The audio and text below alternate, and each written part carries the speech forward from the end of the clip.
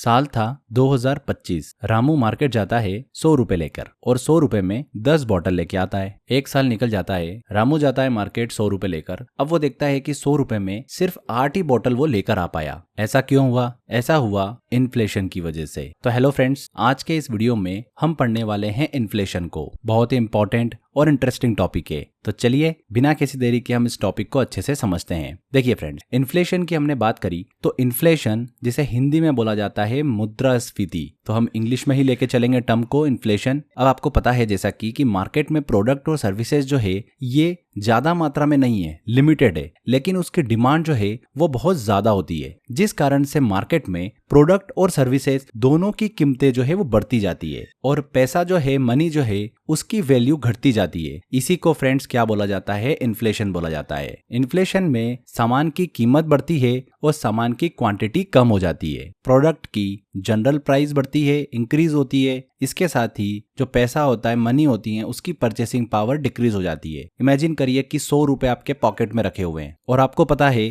कि आप इन 100 रुपए से 10 बॉटल परचेस कर सकते हैं। अब कुछ समय बाद में 1 साल हो जाता है, सोचिए, और आप जाते हैं दुकान पर और आपको पता है कि 100 रुपए में 10 बॉटल आती थी। आज भी जाता हूं तो 100 रुपए में 10 बॉटल आएगी। बट आप जब बॉटल लेने गए तब आप देखते हैं कि 8 ही बॉटल आप परचेस कर पा रहे हैं। पैसे भी वही है पर आप 8 ही बॉटल ले पा रहे हैं। तो यहाँ पर पैसे की परचेसिंग पावर जो है वो कम हो गई, मतलब प्रोडक्ट की प्राइस बढ़ गई। और यही होता है इन्फ्लेशन। इस प्रकार से जब प्राइस बढ़ती है तो परचेसिंग पावर घट जाती है और जब प्राइस घटती है तो परचेसिंग पावर बढ़ जाती है। इन दोनों के बीच में नेगेटिव और इनवर्स रिलेशन होता है, प्राइस और परचेसिंग पावर के बीच में। समझ में आया आपको? हमारे देश में आरबीआई जो है, रिजर्व बैंक ऑफ इंडिया के हिसाब से किसी भी देश में इन्फ्लेशन बैंड जो होता है वो 4 ±2%, मतलब 4 में अगर हम 2 जोड़ेंगे तो 6% और 4 में से 2 माइनस करेंगे तो 2%, मैक्सिमम 6% और मिनिमम 2%। ये इन्फ्लेशन होना चाहिए आरबीआई के हिसाब से। करंटली भारत में अगर बात करें ना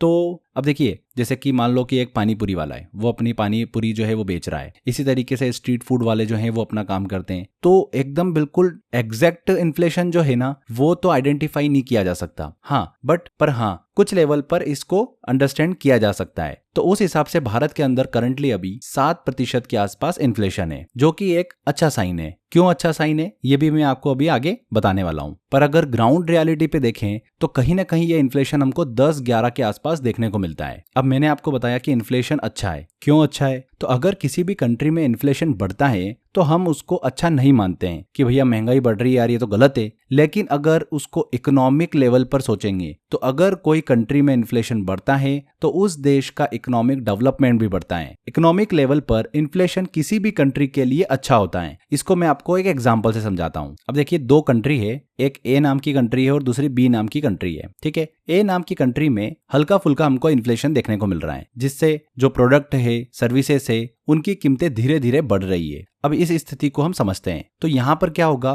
कंज्यूमर जो होंगे वो स्पेंडिंग ज्यादा करेंगे, खर्च ज्यादा करेंगे। अगर लोगों को यह उम्मीद होगी कि भविष्य में इस प्रोडक्ट की कीमतें बढ़ेगी तो वे क्या करेंगे, खर्च को बढ़ा देंगे। इससे क्या होगा, इकोनॉमिक एक्टिविटी तेज होगी। जैसे एक परिवार है, उसको लगता है कि अगले साल टीवी की कीमत बढ़ जाएगी यार, एसी की कीमत बढ़ जाएगी यार, तो चलो इसी साल ले लेते हैं। तो वो क्या कर रहे हैं, इकोनॉमिक एक्टिविटी में पार्टिसिपेट कर रहे हैं। और कंपनी को लगेगा कि अरे यार मांग बढ़ रही है तो कंपनी प्रोडक्शन भी अच्छा करेगी। प्रोडक्शन अच्छा होगा तो नए रोजगार भी पैदा होंगे। इस तरीके से कंपनी को अगर लगेगा कि भविष्य में मेरे प्रोडक्ट जो है उनकी कीमतें बढ़ रही है तो कंपनी क्या करेगी, अपने प्रोडक्शन क्षमता को बढ़ाने के लिए इन्वेस्टमेंट भी करेगी। महंगाई बढ़ेगी तो वेज मतलब वेतन भी इंक्रीज होगा। मांग और उत्पादन बढ़ने से जो रोजगार बढ़ेंगे उससे कर्मचारी जो होंगे, एम्प्लॉय जो होंगे, उनके वेतन में भी वृद्धि होगी, उनकी सैलरी भी इंक्रीज होगी। इसीलिए अगर किसी कंट्री के अंदर हल्का फुल्का इन्फ्लेशन हमको अगर देखने को मिल रहा है तो वो इकोनॉमिक ग्रोथ को ही प्रोत्साहित करता है। इसीलिए इकोनॉमिक लेवल पर कुछ हद तक इन्फ्लेशन किसी भी कंट्री के लिए अच्छा होता है, पर कंडीशन वो कंट्रोलेबल हो और हल्का फुल्का हो। ठीक है, ज्यादा ना हो। तो हमने ये ए कंट्री की बात करी। अब इसी के जस्ट विपरीत हम बी कंट्री की बात करते हैं, जहां पर इन्फ्लेशन है ही नहीं। ठीक है,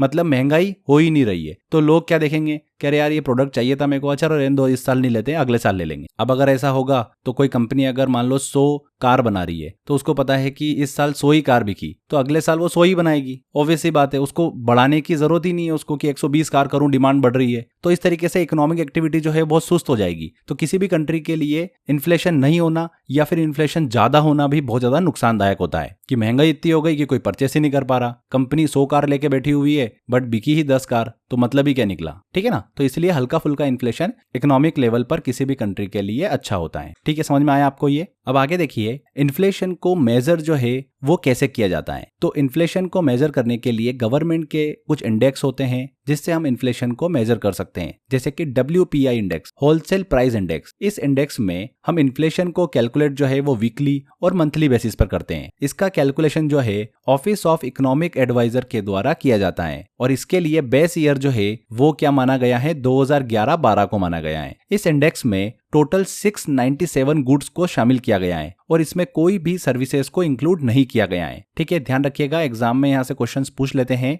कि बेस ईयर क्या माना गया है, तो 2011-12। क्लियर। इसके अलावा CPI इंडेक्स भी होता है, कंज्यूमर प्राइस इंडेक्स। इस इंडेक्स में हम इन्फ्लेशन को कैलकुलेट मंथली बेसिस पर करते हैं। इसकी कैलकुलेशन जो है NSO के द्वारा की जाती है, नेशनल स्टैटिस्टिकल ऑफिस द्वारा, और इसका बेस ईयर जो है 2012 को माना गया है। इसमें गुड्स एंड सर्विसेज दोनों शामिल होते हैं। CPI कंज्यूमर प्राइस इंडेक्स के अंतर्गत popular method, general method, RBI used method, government used method, headline inflation, इन सब मेथड का यूज किया जाता है। ये जितनी भी मेथड होती है, हर एक मेथड का अपना बहुत महत्व और बहुत ही ज्यादा यूज होता है, जिससे कि पॉलिसी मेकर्स और इकोनॉमिस्ट जो होते हैं वो गुड्स और सर्विसेज की कीमतों में जो बदलाव होता है उनको माप और समझ सके। यहाँ पर एक चीज ध्यान रखिएगा, भारत में जो कर्मचारी होते हैं उनके महंगाई भत्ता जो होता है, DA जो होता है, डियरनेस अलाउंस जो होता है, जो आगे हम पढ़ेंगे, उसका निर्धारण कंज्यूमर प्राइस इंडेक्स के आधार पर ही होता है। ठीक है, CPI इंडेक्स काफी इंपॉर्टेंट है, उसी के आधार पर DA का निर्धारण होता है। समझ में आया आपको। तो ये दो इंडेक्स हैं,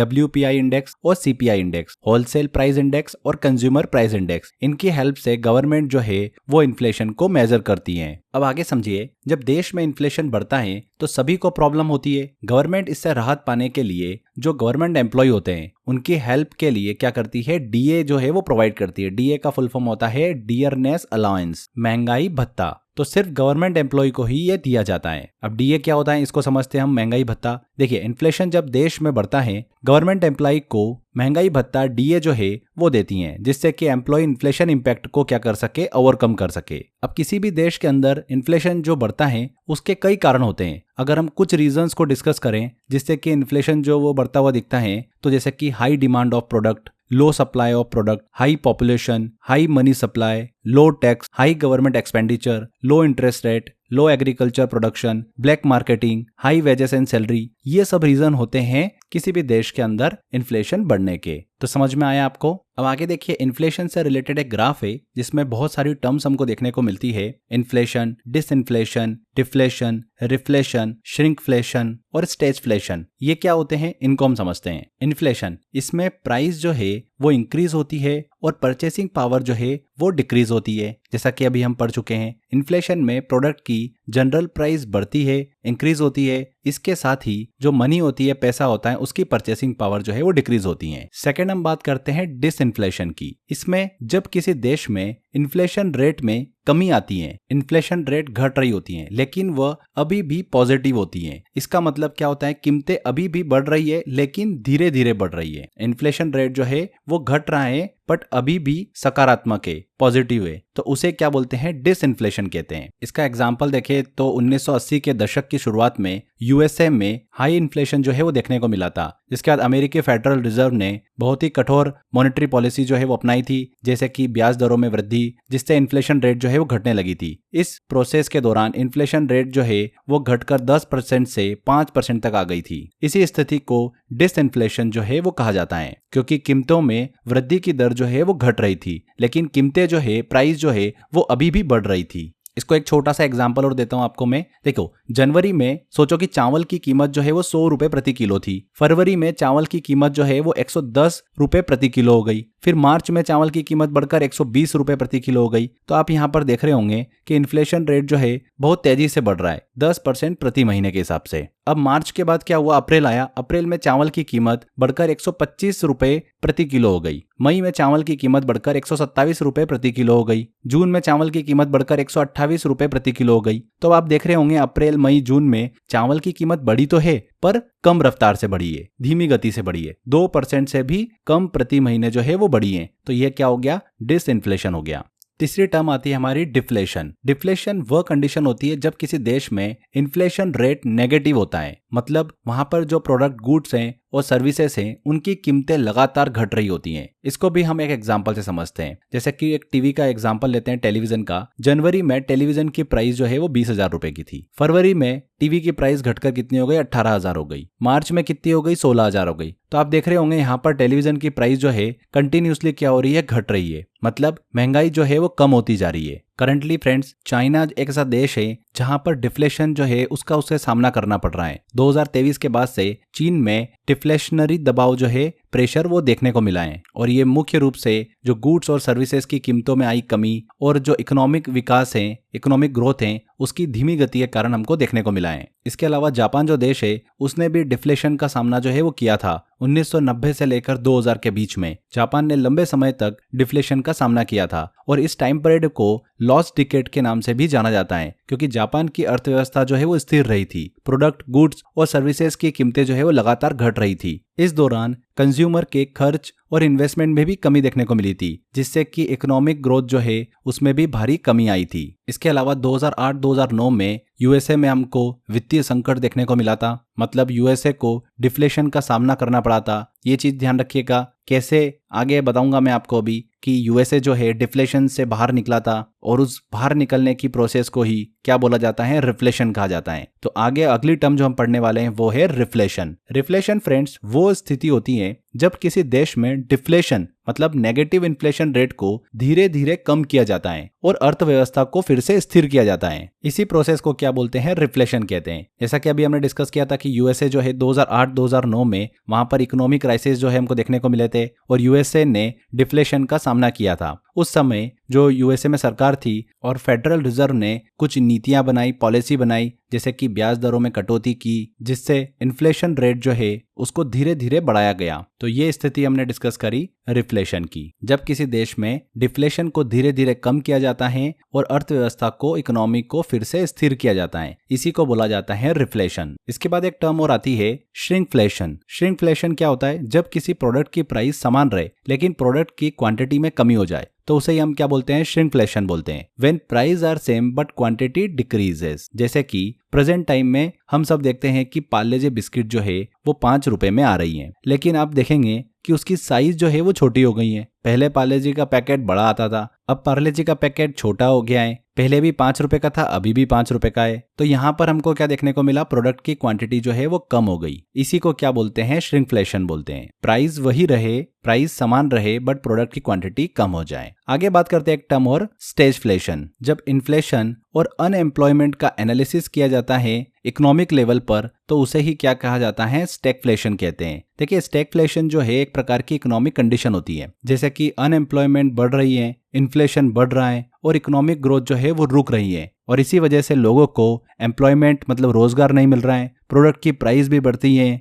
और कंट्री की इकोनॉमिक ग्रोथ जो है वो स्लो हो जाती है। इसी के एनालिसिस को हम क्या बोलते हैं, स्टैगफ्लेशन बोलते हैं। समझ में आया आपको? तो ये सारी टर्म्स हमने डिस्कस करी इन्फ्लेशन ग्राफ से रिलेटेड। आई होप आपको सारी चीजें अच्छे से क्लियर हो गई होगी। तो यहाँ पर हमारा ये छोटा सा टॉपिक था इन्फ्लेशन वाला, ये कंप्लीट होता है। नेक्स्ट टॉपिक मॉनेटरी पॉलिसी वाला जब हम पढ़ेंगे उसमें भी थोड़ा सा इन्फ्लेशन को भी पढ़ेंगे हम, कि कैसे इन्फ्लेशन को कंट्रोल करने के लिए मॉनेटरी पॉलिसी का यूज किया जाता है। तो ये हम नेक्स्ट वीडियो में डिस्कस करने वाले हैं मॉनेटरी पॉलिसी को। चलिए इन्फ्लेशन के बारे में हमने अच्छे से पढ़ लिया है, तो इस टॉपिक से रिलेटेड क्या क्वेश्चंस एग्जाम में देखने को मिलते हैं, चलिए कुछ क्वेश्चंस लेते हैं। देखिए पहला क्वेश्चन है, economic growth is generally coupled with. Economic growth जो है वो किसके साथ में जुड़ी हुई होती है, इन्फ्लेशन के साथ में जुड़ी हुई होती है। एक, हल्का फुल्का इन्फ्लेशन इकोनॉमिक ग्रोथ के लिए जरूरी होता है, बी आंसर। अगला क्वेश्चन है, what is the relationship between the value of money and the price level in the economy. मुद्रा के मूल्य और अर्थव्यवस्था में कीमत के स्तर के बीच में क्या रिलेशन होता है। तो इनवर्स रिलेशन होता है। B answer.